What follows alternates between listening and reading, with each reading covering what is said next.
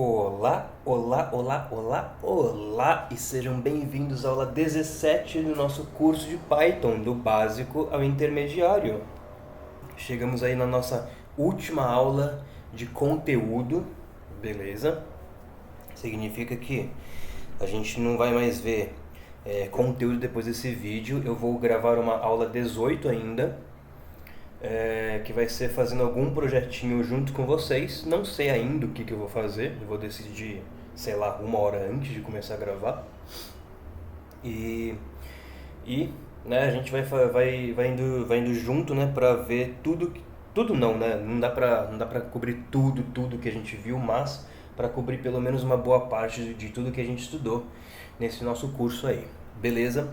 Hoje é aula 17, nossa última aula de conteúdo, a gente vai falar sobre testes unitários, testes sobre como escrever programas, sobre como escrever código para testar o nosso código, certo?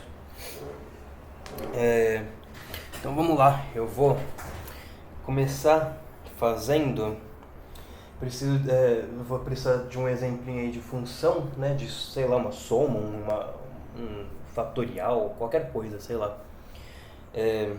Vou fazer um fatorial. Estou aqui na minha aula 17, na pasta aula 17. Eu vou fazer então fatorial. Tem um fatorial e um teste fatorial. Assim, fatorial.py. Aí ele já cria esses dois arquivos aí pra gente. Deixa eu esconder esse terminal aqui. Então eu vou implementar o fatorial aqui, beleza? E o fatorial, né, a gente lembra lá da época de escola que a gente tem um N exclamação. Esse N exclamação era o que, né? Se esse N fosse maior do que 1, então N exclamação, N fatorial é N vezes N menos 1 fatorial, certo? Caso contrário, se não, ou seja, se o N for menor ou igual a 1, retorna simplesmente 1, certo? Então vamos implementar isso aí. A gente pode ver que a descrição, né, isso aqui é uma descrição recursiva, né? A gente chama isso aí na matemática de recorrência.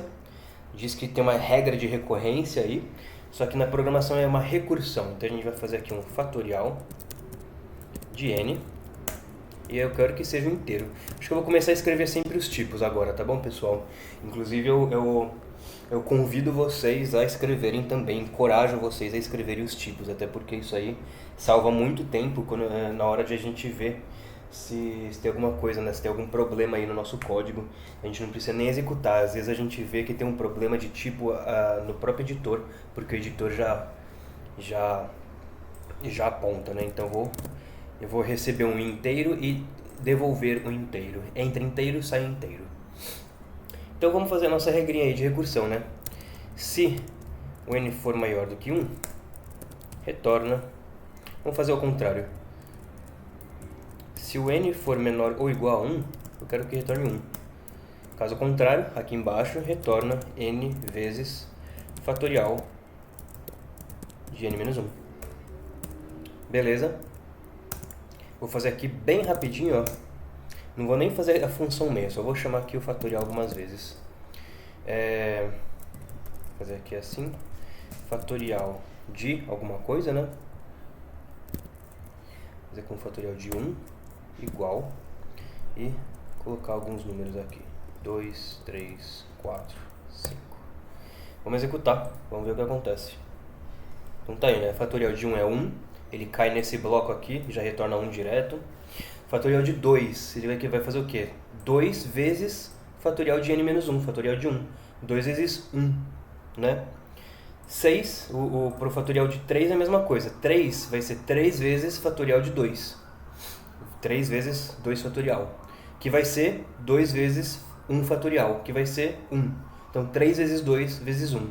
Ou simplesmente esse aqui vezes esse aqui. Fatorial de 4 é 4 vezes n fatorial, 4 vezes 3 vezes... acho que eu falei n, né?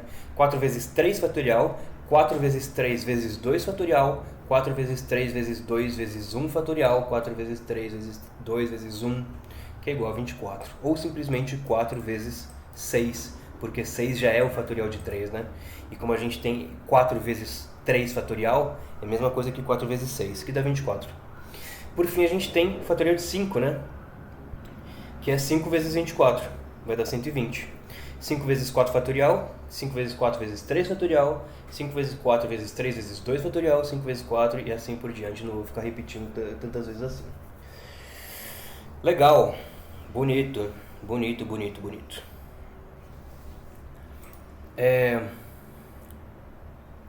Então, vou abrir o teste fatorial.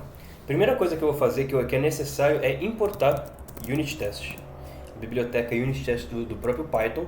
E a segunda coisa que eu preciso importar é o próprio fatorial. Aliás, aqui eu vou imprimir, vou importar a função direto.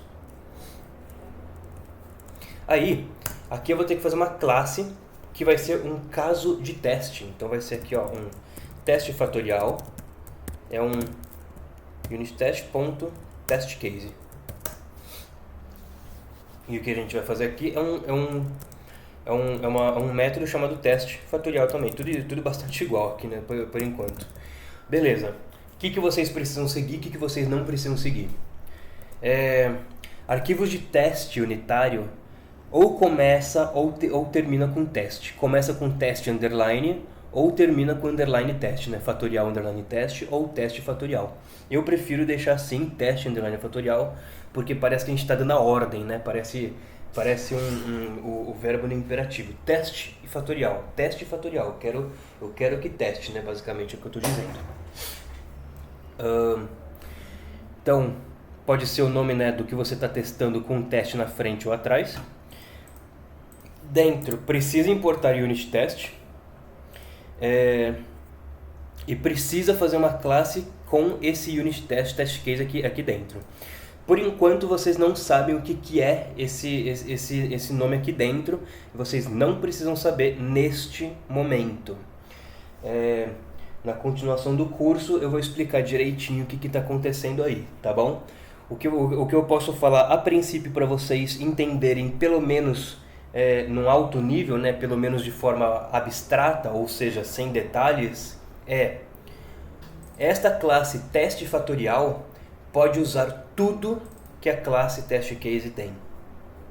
A gente pode dizer que teste fatorial é uma classe filha de teste case, tá bom? Então tudo que teste case tem, teste fatorial pode usar. Mas as coisas que nós definirmos para o teste fatorial são só do teste fatorial, não pertencerão ao teste case, tá bom? Por isso que a gente vai ver, por exemplo, self ponto, aí tem um monte de coisa aqui, um monte de métodos que a gente nunca colocou, certo? E a gente pode ver, ó, que o teste fatorial, ele vem da teste fatorial, mas todos os outros vêm da teste case.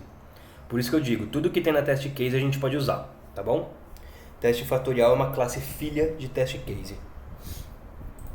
Teste fatorial, vamos lá. Bom, aliás, o que precisa ser, o que vocês precisam seguir e o que vocês não precisam seguir.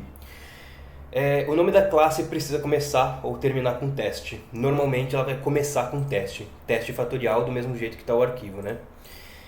E vai ter o nome da coisa que a gente quer testar. Ela vai ter aqui entre parênteses, né, unittest.testCase ou só testCase, se vocês fizerem from unittest import testCase, certo? E os métodos, eles têm que ter também, para eles serem métodos de teste, eles precisam começar ou terminar com teste. Teste underline factorial ou fatorial underline teste, né?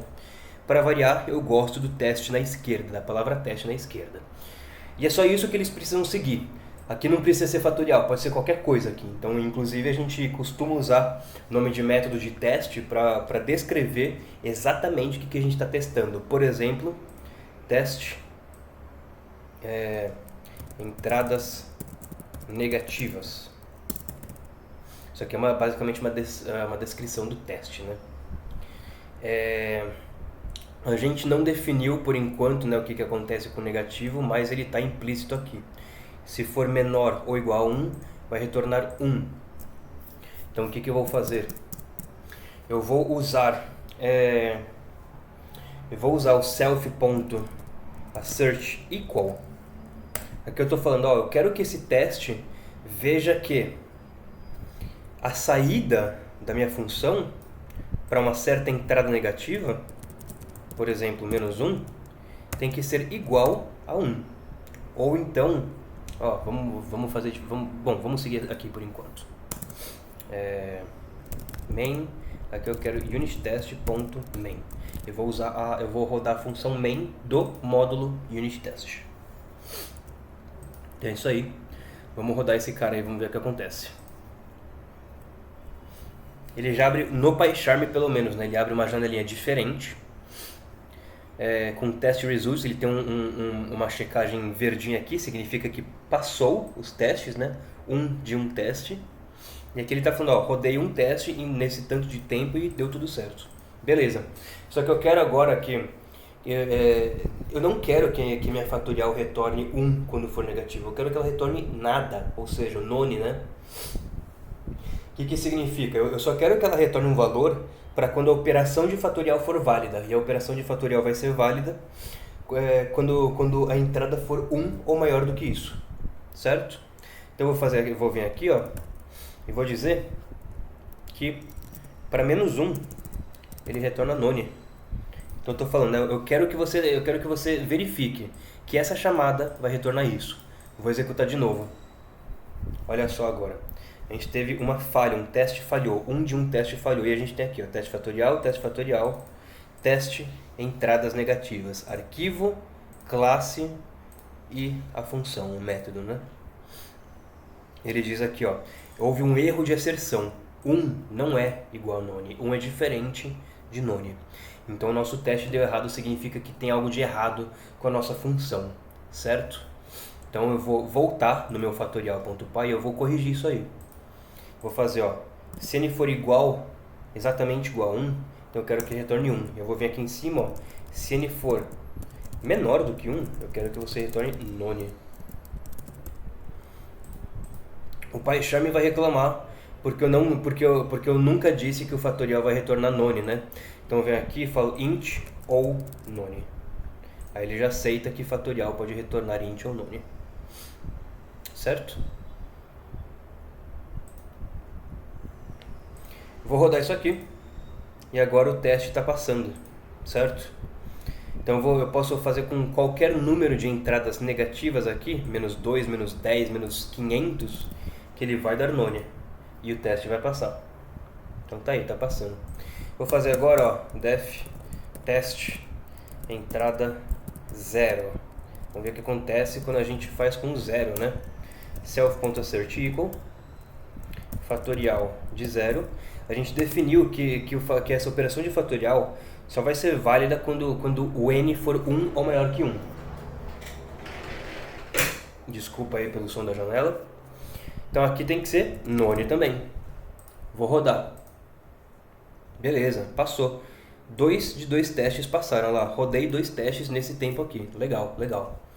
Agora eu vou começar a fazer com testes para entradas positivas que serão válidas, né? Então, def test entradas positivas. E vamos lá. Que eu acho que eu vou querer testar, eu não vou testar só um, né? Igual eu testei nos outros aí. Eu vou testar mais de um. Então, vamos fazer o seguinte, aqui eu já vou fazer um for, eu vou fazer um loop porque eu vou ter várias entradas, tá? E como eu terei várias entradas, eu terei várias saídas também, né? Então, eu vou chegar aqui e vou fazer assim, for. Aí eu vou falar entrada, saída, in. E aqui eu vou definir uma lista aí de entradas e saídas. 1, 2, 2, 3, 6, 4, 24 e 5, 120 também. Certo?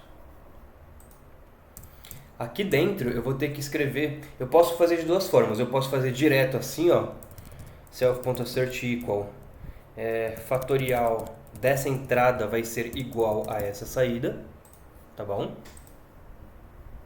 Então no caso ele vai dar rodou 3 testes aqui, deu certo. Ou eu posso quebrar esse teste em subtestes, em que cada subteste vai ser um par de entrada e saída. Eu vou fazer isso com o if, o mesmo if que a gente usa para abrir arquivos. Self.subtest, isso aqui também vem do test case, tá? Eu vou falar que entrada é igual a entrada, saída é igual a saída, para a gente poder ver no terminal se acontecer alguma coisa de errado. E faz o self.assertEqual aqui embaixo. Vamos ver? Então tá aí, ó. Percebe que agora ele já não rodou 3 testes. Aqui ele fala, né? Rodou 3 testes, mas os testes que passaram aqui, ó, são 8. 8 testes, porque a gente tem 1, 2, 3, 4, 5 ocorrências aqui, 6 e 7 aqui. Beleza? Não sei de onde que ele tirou esse oitavo aí. 1, 2, 3, 4, 5, 6, 7. Realmente não sei de onde que ele tirou esse oitavo. Mas beleza. Vamos fazer o seguinte, ó. Eu vou vir aqui e eu vou mudar algumas coisas. Eu vou fazer que o n igual a 1 retorna menos 1. Então eu escrevi a minha função errada, né? Vou rodar e olha só o que aparece, ó. 6 testes falharam, 2 passaram. E quais foram os que passaram? Os que comparam com o none, né? Então vamos ver. Aqui, ó. Aqui ele diz... Foda que o PyCharm ele não dá, né, as coisas que o Python mostra. Então eu vou fazer o seguinte, eu vou rodar isso aqui diretamente do terminal. Vou vir aqui, vou fazer Python teste fatorial e aí ele vai me dar o que eu quero, que é o seguinte. Falhou teste entradas positivas e ele falhou para esse caso aqui, entrada 1, saída 1. Falou, né, erro de asserção, menos 1 não é 1. Falhou para entrada 2, saída 2. Menos 2 não é 2. Afinal de contas, todos eles estão multiplicando com menos 1 aqui no final, né? Isso que tá quebrando nosso programinha. Menos 6 não é 6 e tá aqui, ó. Entrada 3, saída 6. Então, isso aqui é a saída esperada, né? A saída esperada aqui é 6 e o nosso programa tá dando menos 6. E o teste tá falando, cara, sua função não tá me devolvendo 6. Ela tá me devolvendo menos 6. Tem alguma coisa errada, você tem que resolver aí. O que quer que seja, né? Mas é isso, basicamente. Talvez ainda, com esse exemplo talvez ainda não esteja muito claro, né, para que a gente usa esses testes, mas exemplos não nos faltam. E vocês sabem por quê, né? Se vocês estão fazendo os exercícios, pelo menos lá no começo, eu consegui fazer com que vocês corrigissem vocês mesmos os exercícios escrevendo testes unitários. Então o repositório está cheio de testes unitários para vocês poderem ver. Olha lá, exercício décadas, exercício IMC, teste décadas, teste IMC. Exercício, teste exercício. Que mais? Onde tem mais exercício aqui? Ó. Exercício árvore, teste árvore, assim por diante. Então, vamos ver alguns desses carinhas aí e eu vou resolver esses exercícios para a gente ver como é que funciona desenvolvimento, test-driven development, desenvolvimento orientado a testes, né? Então eu vou pegar aqui, ó, na aula 03, vou fazer aqui pelo terminal para ficar com a saidinha bonita aí que eu quero. Vou fazer primeiro Python test EX. Esse aqui é dos anos bissextos, né? Vamos primeiro ver o que está acontecendo aqui. Eu estou fazendo algumas coisas a mais, né? Claro. Então, por exemplo, tem esse class method que vocês não conhecem, esse arroba que vocês não conhecem. Isso eu vou falar no próximo curso só, que a gente vai andar do intermediário até o avançado, tá bom? Mas enfim, é método no final das contas. É método, vocês sabem ler métodos. E aqui tem esse teste anos, né? Teste years. E olha só. Aqui eu tenho os parâmetros, eu tenho o ano, né, a entrada que vai ser, e o esperado, expected, do inglês esperado, que é verdadeiro ou falso aqui, né? E aí tem uma frasezinha que vocês viram se vocês tentaram, se vocês fizeram, né, tentaram fazer o exercício, que é o seguinte, ó. Acerte um erro, o falso não é verdadeiro, né? O ano 2000 é bissexto, então ele vai falar pra gente, ó, o ano 2000, que foi o que eu tentei, é bissexto e não está bissexto, então me ajuda aí, né, por favor.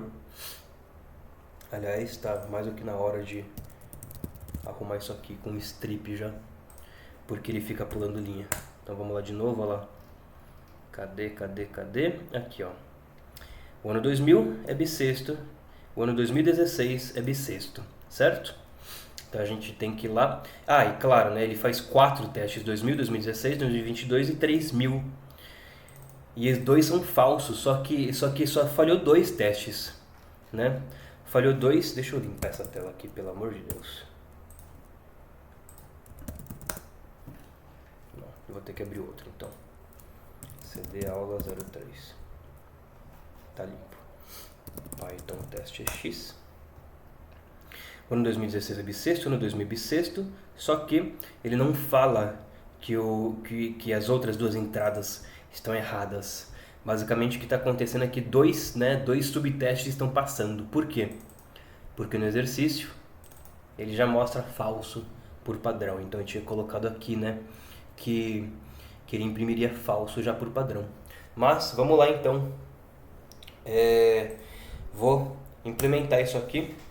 Vou imprimir já, vou fazer direto aqui já. A regra é que o ano bissexto, se ele for divisível por 400 ou divisível por 4 e não for divisível por 100, tá bom? Então a gente vai escrever exatamente do jeito que tá aqui, ó, divisível por 400 ou divisível por 4, mas não por 100. É exatamente isso que eu vou escrever aqui. Ano, então, módulo 400 é divisível. Bom, o ano módulo 400 é 0, né? Então o ano é divisível por 400. Ou ele é divisível por 4, mas não por 100. Então ano módulo 4 é igual a 0 e ano módulo 100 é diferente de 0. Isso aí vai dar verdadeiro ou falso, né? Eu vou fazer com AND primeiro, pra gente ver os errinhos no nosso teste. Então tá aí. Ele continua com 2000 e 2016 errados mesmo. Eu vou colocar alguma coisa errada aqui. Vamos supor que a gente está fazendo e a gente erra uma coisa bestinha aqui. Sei lá, essa aqui. E vamos executar, vamos ver.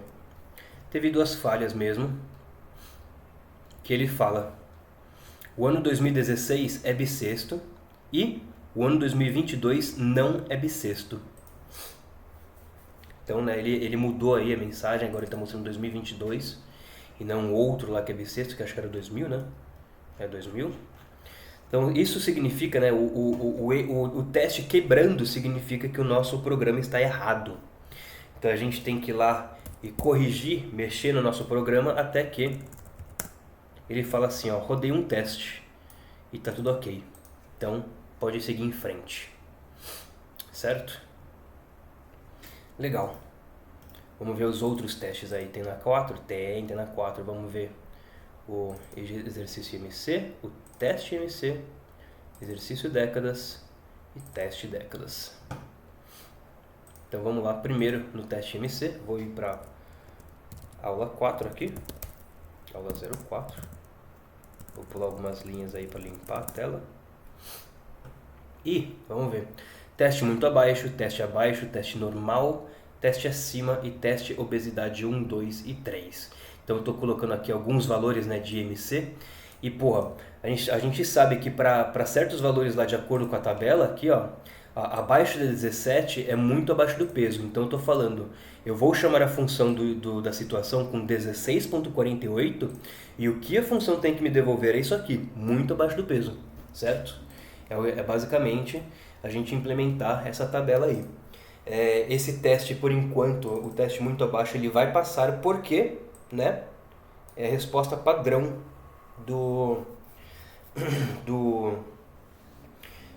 da função.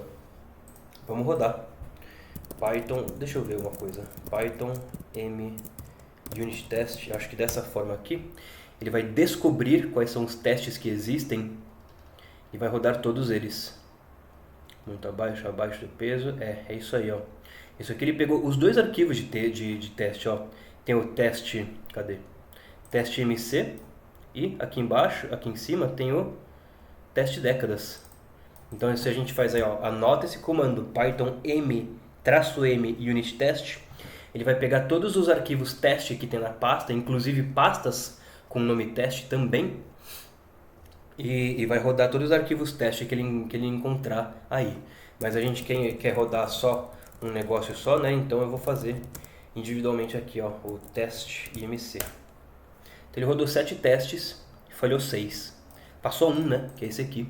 Ele vai testar esse aqui, a função vai retornar isso aqui, porque é isso que a função está retornando. Certo?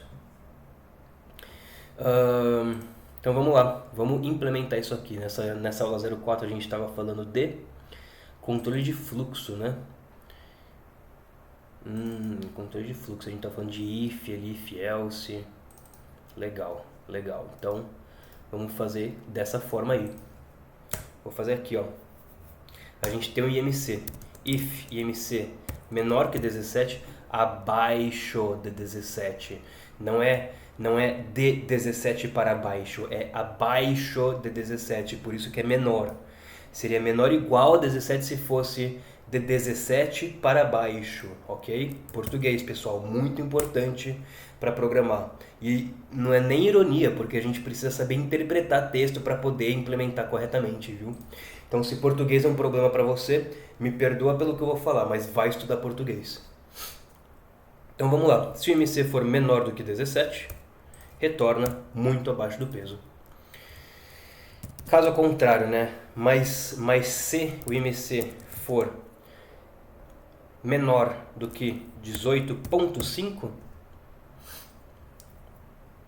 porque aqui é entre 17 e 18.49, então se for menor do que 18.5, return abaixo do peso. Elif IMC menor do que, qual que é o próximo? 25. Professor, você não está colocando os limites, né? Os limites de baixo, você está sempre colocando os limites de cima. Por que você não coloca os limites de baixo? Por que você não escreve aqui, né? IMC maior ou igual a 17, end IMC menor do que 18,5. Talvez o editor já tenha a resposta aqui, vamos ver? Ó, dá para simplificar essa comparação aí encadeada, né? Por quê?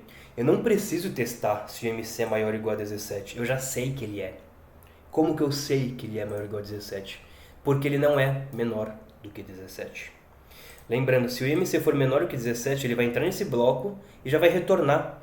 Então, mesmo que isso aqui não fosse um elif, mesmo que fosse um outro if solto, ele não chegaria aqui se o IMC fosse menor do que 17. Porque ele vai retornar já aqui dentro, ó. IMC menor que 17, isso aqui é verdadeiro, então vai executar esse bloco aqui e vai retornar. Acabou. Se ele vier para cá, eu já sei que isso aqui é falso. Eu já sei que IMC menor que 17 é falso. Por isso que eu não preciso dizer aqui se o IMC for maior ou igual a 17. Eu já sei que ele é maior ou igual a 17. Eu só preciso verificar se ele é menor do que 18.5, tá bom? Então se o IMC for menor que 18.5, vai ser abaixo do peso. Se ele for menor do que 25, vai ser peso normal. 30, 35, depois acima de 40. Elif IMC menor do que 30. Elif IMC menor do que 35. Entre 35 e 40. Vai ter um outro ainda. Elif IMC menor do que 40. E finalmente um else. Esse else é para quando o IMC for maior ou igual do que 40, né? Por quê? Se ele não entrou aqui, eu sei que essa condição é falsa. Se a condição é falsa, significa que o IMC é necessariamente maior ou igual a 40. Beleza? Então vamos lá. Deixa eu copiar só esse return para os outros. Eu já vou trocar a frase daqui a pouco. Então, abaixo do peso, peso normal. Depois do peso normal é o acima do peso. Depois do acima do peso é obesidade 1.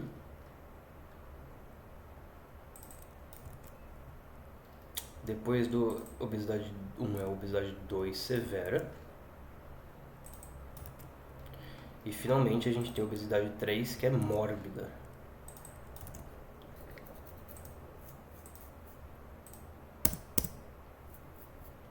Certo? Então implementamos aqui a nossa função de IMC para falar, né, qual que vai ser a situação e vamos testar nosso programinha. Vamos lá, olha lá.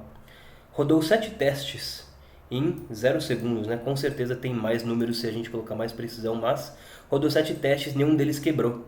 Deu tudo ok, significa que tá tudo certo. Ó, se a gente tirar isso aqui já é o suficiente para o nosso teste quebrar, quer ver? Teve uma falha, olha lá. Rodou 7 testes, não foi ok, como ele disse aqui no final. Agora foi falhou. E ele fala aí quantas falhas que teve. Uma falha. Tá aqui, ó. Ele fala que teve um erro de asserção em que obesidade 2 não é a mesma coisa que obesidade 2 severa. Lembra que a gente está testando o mesmo texto, o texto exato aqui da tabela? Então é isso, né? É isso aí. A gente precisa que a resposta seja essa aqui, para o caso em que o IMC é menor do que 40. Rodou o teste de novo, só para a gente ver, e tá certinho. Legal. Então o IMC a gente resolveu. Vamos ver o de décadas. Python EX décadas. Em que ano você nasceu? Vou colocar aqui o 992. E ele fala, não sei qual foi a moda da sua década. Isso aí tá errado, né? Vamos ver o teste de décadas aqui, ó.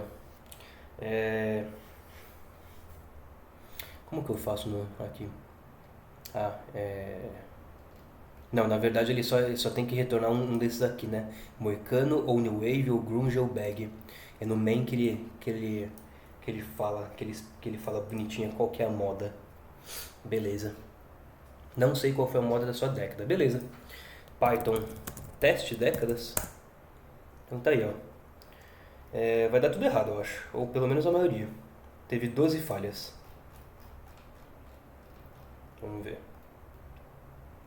Ó, quando o ano... aqui eu fiz o subteste lá, que eu mostrei pra vocês, né? Falando que pro certo ano seria uma certa moda. Aqui, ó. Com um dicionário eu fiz isso aí, inclusive, ó. 1970 Moicano, 1980 New Wave, 1990 Grunge e 2000 Bag, que foi a tabelinha que a gente viu, se eu me lembro bem, na Wikipédia, né? Aí aqui eu só faço alguns testes para pegar anos diferentes, né? Então de 1900 até 2020, de 10 em 10. Só que eu faço um outro for dentro para somar nesse ano. Então vai ser 1900, 1905, 1909. Tá aqui, ó. Ano é igual a década mais unidade. E a moda vai ser modas.get, década ou um vazio. Ou seja, né? Vai pegar aqui, ó, alguma dessas décadas ou nada, ou nenhuma dessas décadas e vai retornar uma string vazia, que é o que a nossa função tem que retornar. Então, para vários testes, para vários subtestes, ele passa, só que para quando a gente entra nessas décadas aqui, ó, aí ele começa a falhar, porque a nossa função tá retornando vazio. Então vamos ver. O ano então é década mais unidade, a moda é modas.get década ou string vazia, e para cada subteste eu vou fazer um assert equal da moda da década passando esse ano com a moda que eu tenho aqui. Vamos implementar então. Eu vou receber um ano,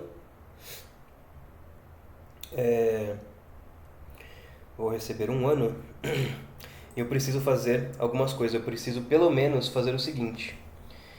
Preciso ver se é 1970, se é 1980 e blá blá blá. E retornar de acordo com isso aí, né? Dá pra gente fazer com dicionários aqui. Só que como na aula 4 a gente ainda não tinha aprendido dicionários, né? A gente não tinha aprendido nem fora ainda.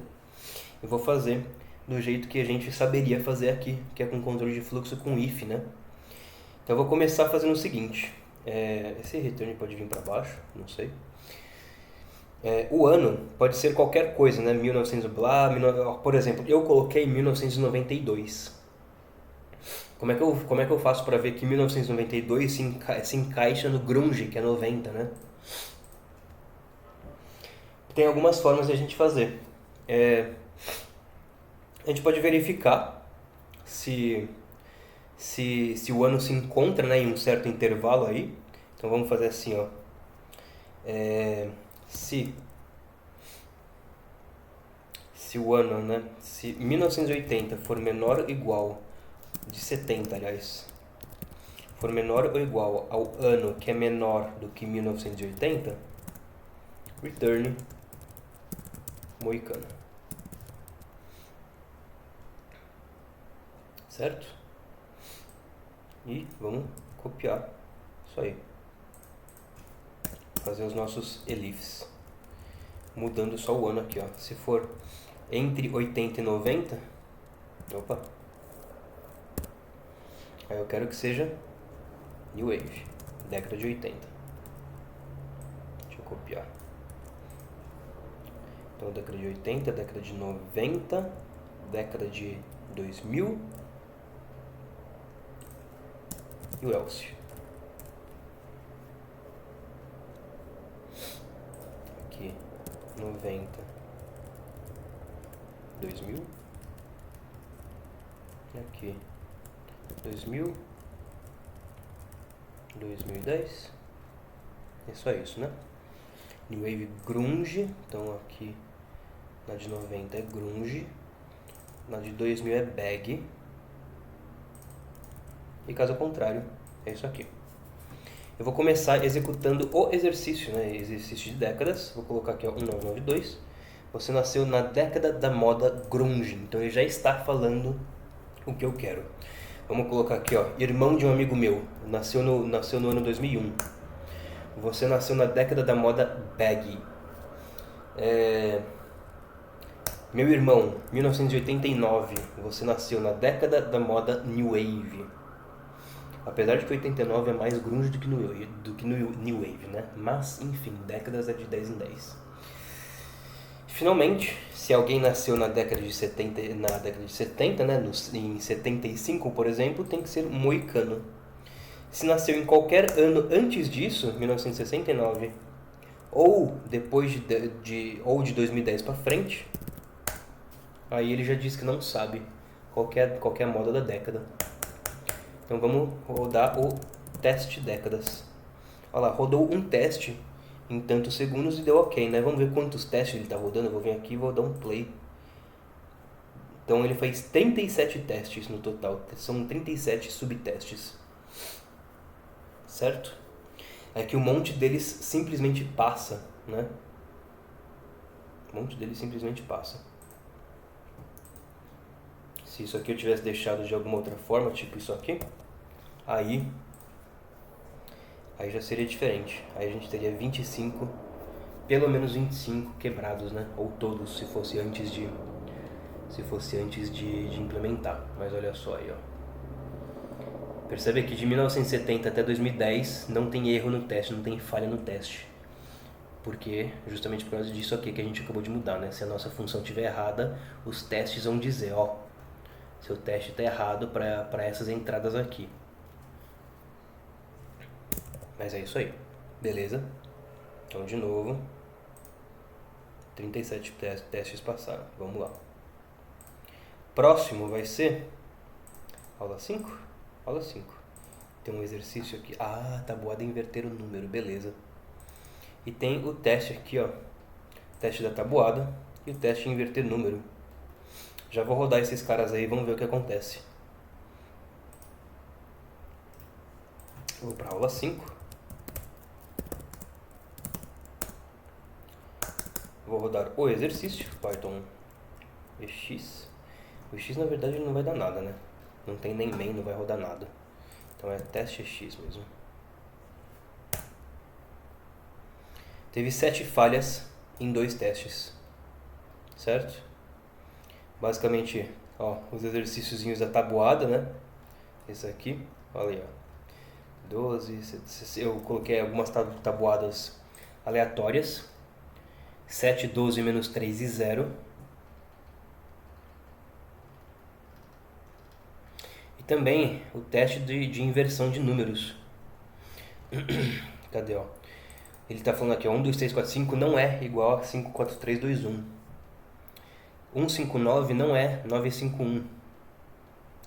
3210 não é 123.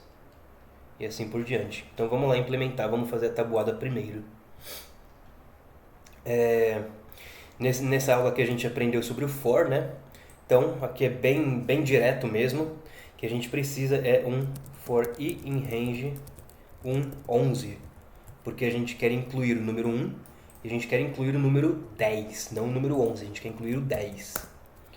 E, finalmente, print i vezes n. Acabou.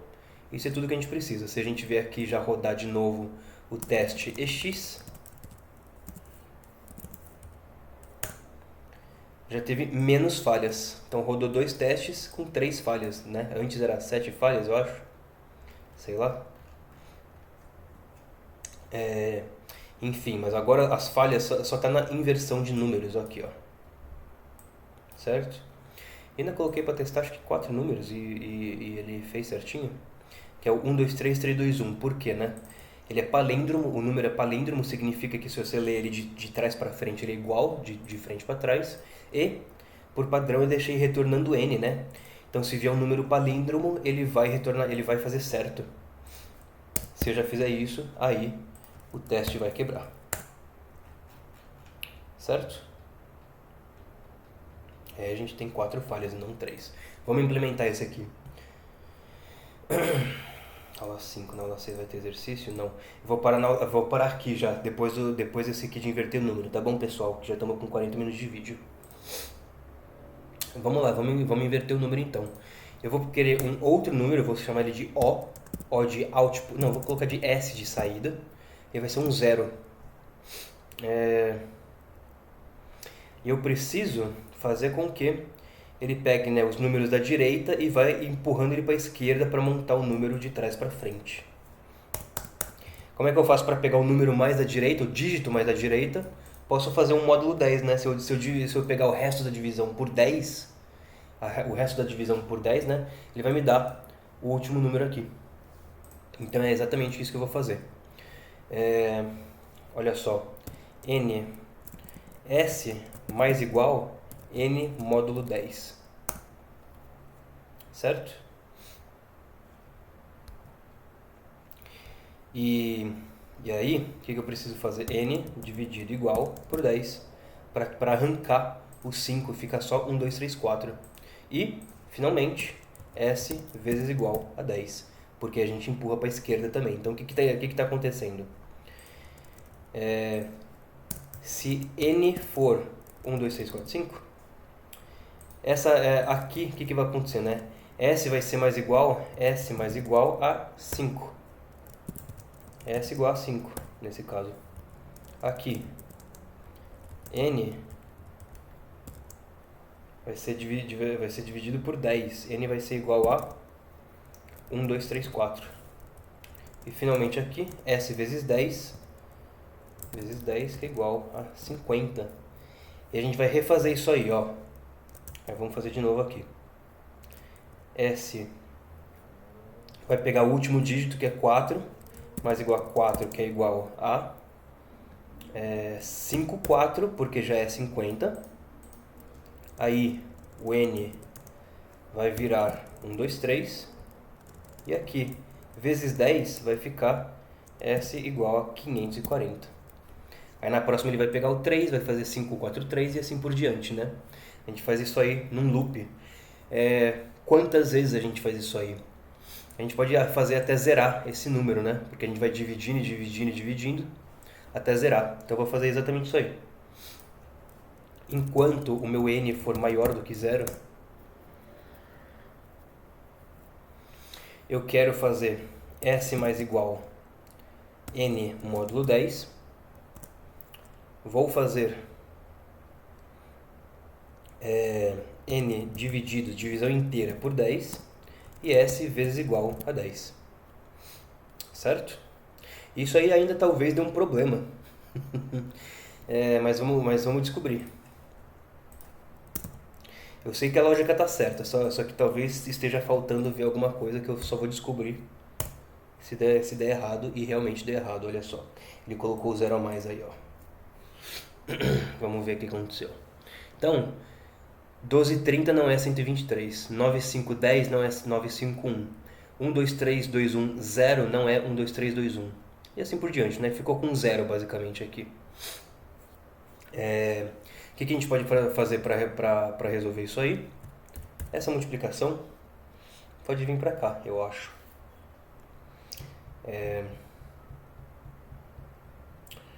Ou quando que eu posso começar essa multiplicação? Vamos ver. Talvez é a mesma coisa isso aí, na verdade. Não, deu certo na verdade agora. Porque agora a gente está fazendo a multiplicação por 10 antes, né? De colocar o número. Então, 0 vezes 10 vai dar 0. 0 mais 5, 5. Aí na próxima, 5 vezes 10 dá 50. 50 mais 4, 54. Na próxima, 54 vezes 10, 540. 540 mais 3, 543, né? E assim por diante, ele vai subindo, vai empurrando para a esquerda. Eu vou debugar esse cara aqui para vocês verem. Coloque a bolinha. Não, caramba. Nossa, eu detesto quando começa a aparecer um monte de coisa aqui. Eu não quero você, saia. Python console. Sai você também, vai. Eu quero colocar a caceta da bolinha. Isso. Ah, tá. Eu não posso colocar no comentário. Eu tenho que colocar numa expressão. Vamos lá. Vou ter que vir aqui. Vou clicar nesse play aqui. Vou dar um debug. O que aconteceu? Does not exist. O quê? Mas é claro que não existe aula 05. Esse aqui tá pedindo aula 5. E por que você está tentando fazer isso?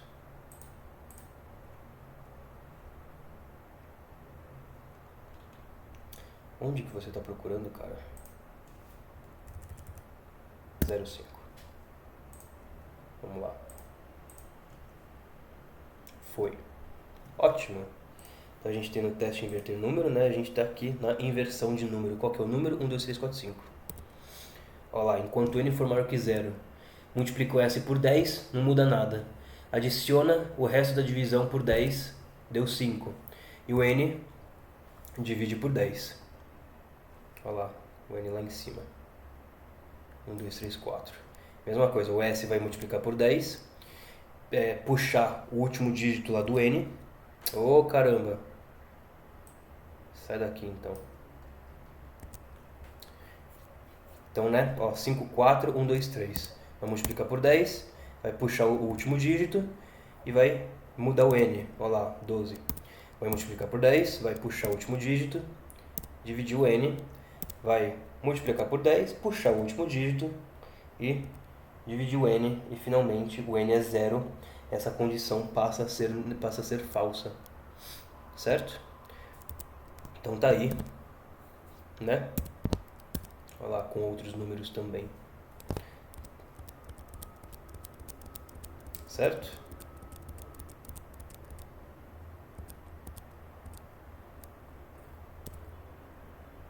Isso aí.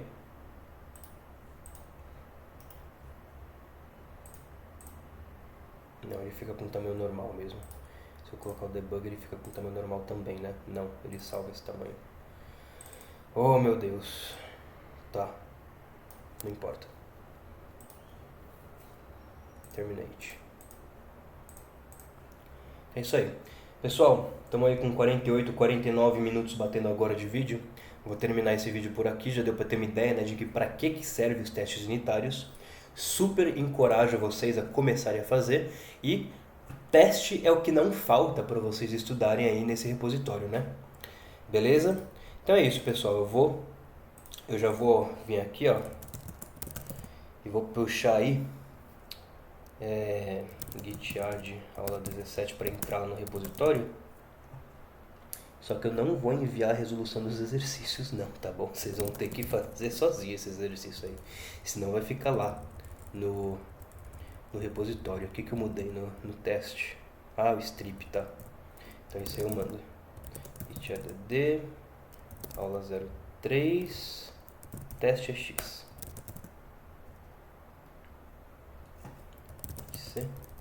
Vai de aula 17 e manda.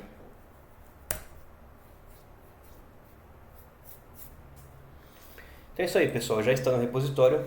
Fique à vontade para ver lá e a gente se vê no próximo vídeo que a gente vai fazer algum projetinho aí. Eu tô tentado a fazer tipo um joguinho simples de cartas. Não sei, talvez um Uno simplificado, um truco simplificado, um paciência simplificado, sei lá. Não vai ser algo completo também, porque senão a gente vai ficar 3 horas aqui, eu gravando e falando e vocês assistindo. Acho que ninguém merece isso, né?